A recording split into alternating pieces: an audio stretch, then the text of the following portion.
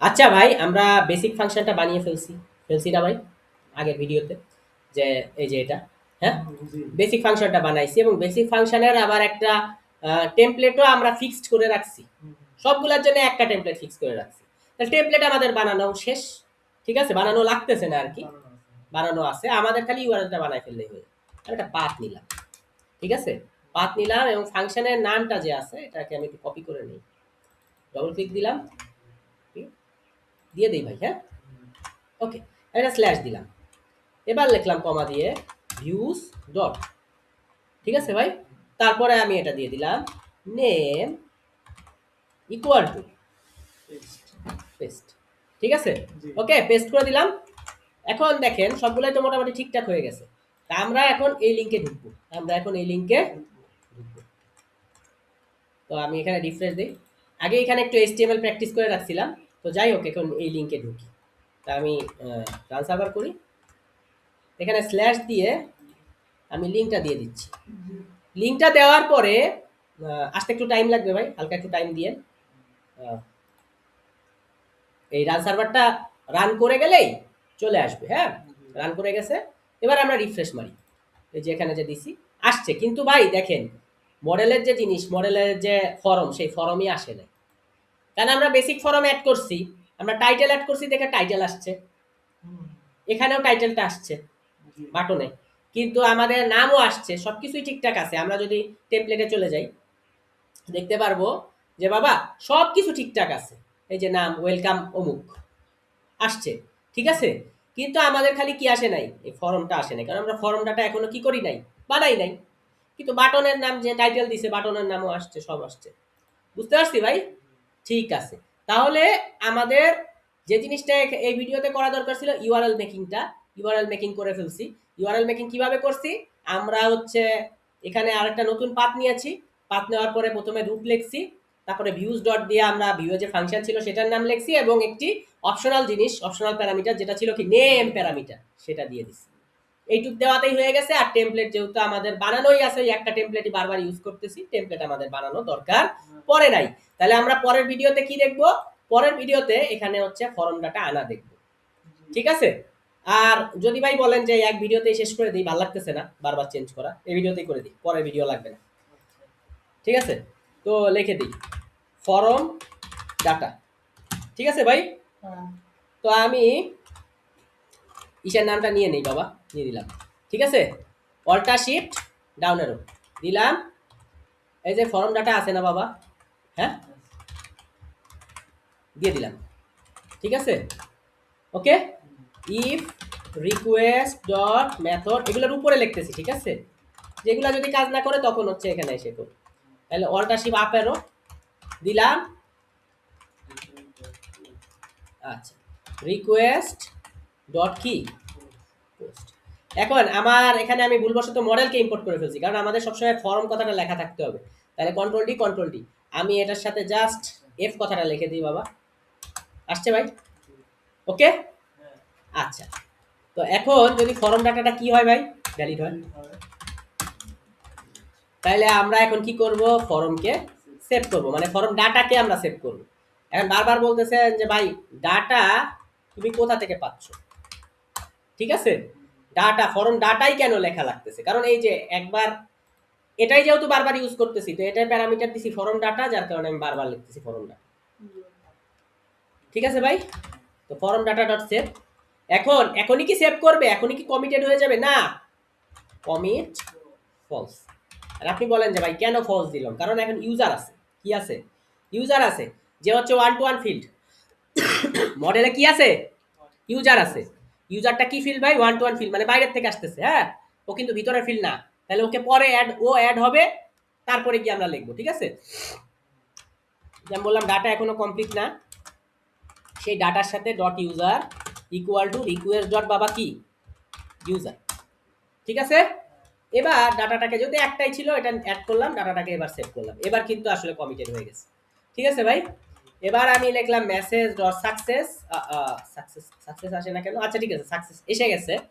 তো আমি প্রথম আর্গুমেন্ট রিকোয়েস্ট লিখলাম অ্যাডেড ডান, ঠিক আছে ভাই, রিটার্ন রিটার্ন রিডাইরেক্ট। তা আমি বলতেছি বাবা তুমি রিডাইরেক্ট করো কোন পেজে, প্রোফাইল পেজে। ঠিক আছে ভাই, এইটুক কি আমরা বুঝতে পারছি ভাই? আচ্ছা, তো এখন রিফ্রেশ করি, রিফ্রেশ করলে দেখেন আইসে গেছে, এবং এটা দিয়ে দেই। দিয়ে দেওয়ার পরে আমি যেই হচ্ছে অ্যাড দিলাম, দেখেন প্রোফাইল পেজে চলে আসছে, এই যে অ্যাড ডান। ঠিক আছে, অ্যাড কি হয়ে গেছে, ডান হয়ে গেছে, এবং অ্যাড এই যে জল জল করে আসছে। ঠিক আছে, তো আমি এটার HTML আগে একটু বানায় রাখছি।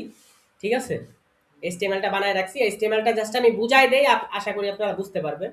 যে দেখেন আমি এটা তো ইউজার একটা টেবিল, প্রোফাইলে প্রোফাইলে কি করছি, যে যে আগে যে কাজটা করছি আগের এটারই কপি পেস্ট করছি, user request dot user mobile, ঠিক সেরকম এখানে ওই যে রিকোয়েস্ট ডট ইউজার ডট এই যে রিলেটেড নেমটা দিয়ে দিছি user busy, user busy dot ফিল্ডের নাম দিয়ে দিছি।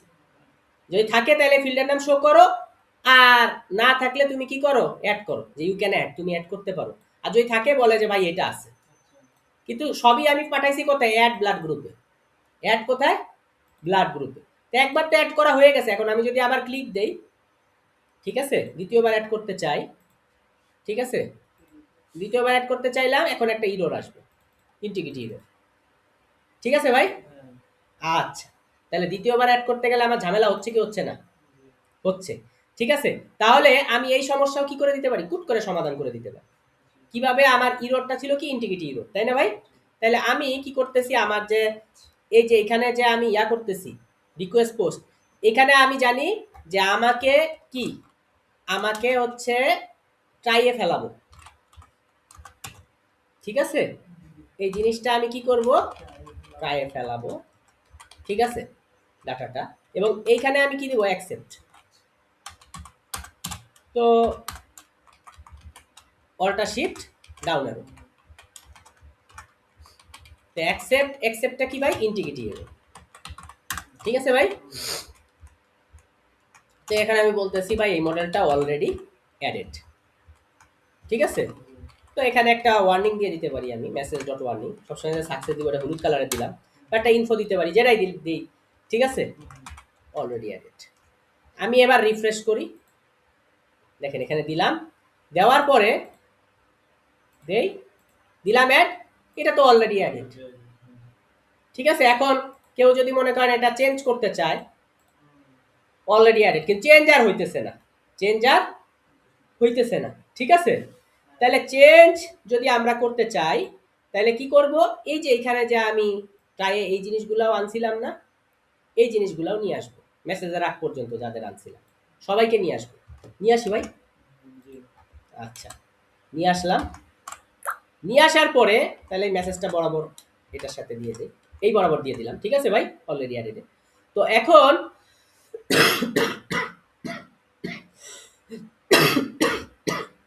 তাহলে এখন আমি আর অ্যাড করবো না, এখন কি করে দেবো ভাই, আপডেটেড। ঠিক আছে, ওকে।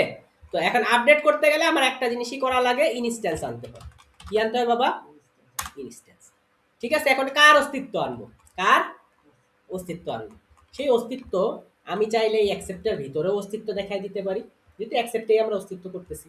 তা আমরা কি করতেছি, আমাদের যে মডেলটা, ঠিক আছে, সেটা একটা ভ্যারিয়েবলে নিলাম, এবং এই মডেলের নাম লিখলাম ডট অবজেক্ট ডট পাওয়া লাগবে, মানে কি গেট।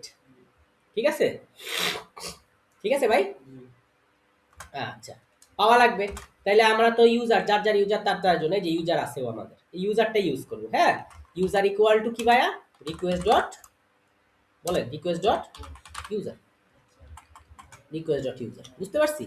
তাহলে এটা আমরা দিয়ে দিলাম এখানে।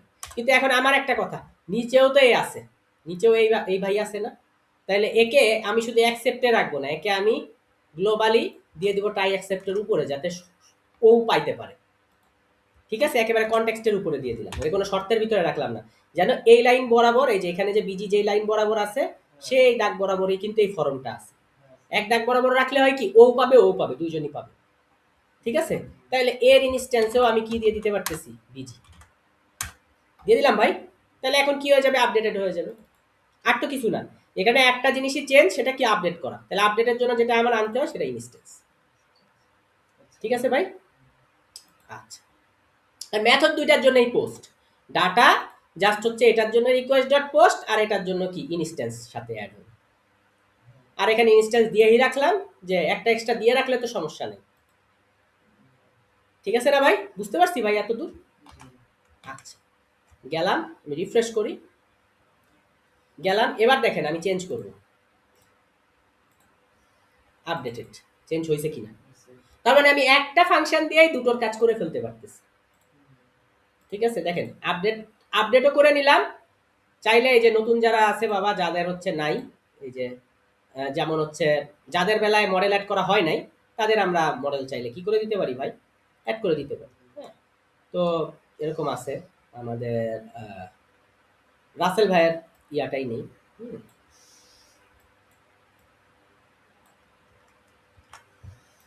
তো লগ আউট করছি, লগ ইন করতেছি আমাদের রাসেল ভাইয়ের জন্য।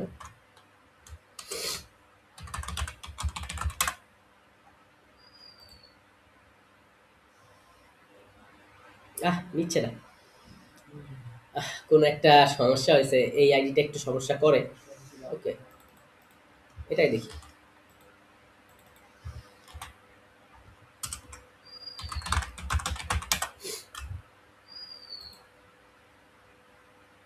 হ্যাঁ আসছে, এই যে বলতেছে অ্যাড করা। সো এখন দেখেন ওইটা যখন সেট করছি, তখন অ্যাডের জন্য আবার ঝামেলা হয়ে যাচ্ছে। অ্যাডের জন্য কি ঝামেলা হচ্ছে, ডাজ নট এক্সিস্ট। খেয়াল করছেন? তাহলে এটাও আমাকে সলভ করতে হবে। তাহলে আরেকটা অ্যাকসেপ্ট আনবো, আরেকটা কি আনবো, অ্যাকসেপ্ট আনবো। সেটাই আমরা কি দিয়ে দেবো বাবা, ডাজ নট এক্সিস্ট। ঠিক আছে ভাই? আচ্ছা, ওকে ভাই, বুঝতে পারতেছি ভাই বিষয়টা, কঠিন হয়ে যাইতেছে। আচ্ছা, ঠিক আছে ভাই। তাহলে আপনার ট্রাই করে দেখবে, যে না হলে কি বলবে, ডাজ নট এক্সিস্ট। তাহলে আমরা এই যে উপরে যে একটাই করছিলাম, আপনার খেয়াল আছে যে ডাজ নট এক্সিস্টের জন্য?